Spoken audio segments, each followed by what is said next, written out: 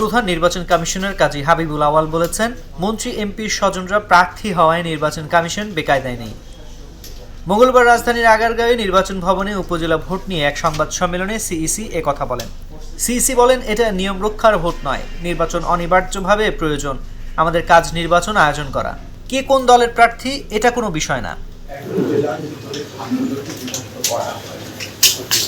একই জেলার ভিতরে হওয়ার কারণে যেটা হয়, পুরো বিষয়টা জেলা প্রশাসন এবং পুলিশ সুপারের যৌথ নিয়ন্ত্রণের এতে করে ফোর্সেস ডেভেলপমেন্ট এবং মোবিলাইজেশন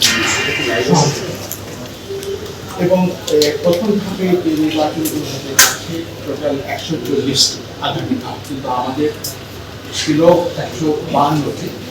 বিভিন্ন কারণে কিছু কিছু ক্ষেত্রে এমপি মন্ত্রীদের ভোটে প্রভাব বিস্তার প্রসঙ্গে কাজী হাবিবুল আওয়াল বলেন, ভোট যাতে প্রভাবিত না হয় সেই চেষ্টা করছি। এমপি মন্ত্রীদের প্রভাব বিস্তারে নিবৃত্ত করতে পেরেছি, প্রভাব বিস্তার বন্ধ করছি। আমরা কোনো বেকায়দায় নেই। নির্বাচন অবাধ হবে, নির্বাচন প্রভাবিত করতে চাইলে ব্যবস্থা নেওয়া হবে। বর্জন বিষয়ে সিইসি বলেন, আমরা দলীয় প্রতিদ্বন্দ্বিতা দেখছি না, প্রার্থীর সঙ্গে প্রার্থীর প্রতিদ্বন্দ্বিতা দেখছি। যদি একজন প্রার্থী থাকে তবে ভোট হবে। তিনি বলেন, 140 উপজেলায় ভোট হবে, 22 উপজেলায় ইভিএমে ভোট হবে। প্রতিটি কেন্দ্রে 17 থেকে 19 জন আইন শৃঙ্খলা বাহিনীর সদস্য থাকবেন। পার্বত্য এলাকায় 19 থেকে 21 জন থাকবেন। আশা করি আইন শৃঙ্খলা রক্ষা সহজ হবে। যারা প্রার্থী ও তাদের কর্মী উশৃঙ্খল আচরণ করে তা দুরূহ হয়ে পড়ে। টোটাল ভোট স্বচ্ছ প্রক্রিয়ায় হবে। স্থানীয় সরকার নির্বাচন উৎসাহ উদ্দীপনায় হয়। জাতীয় নির্বাচন থেকে স্থানীয় নির্বাচন বেশি জমজমাট হবে।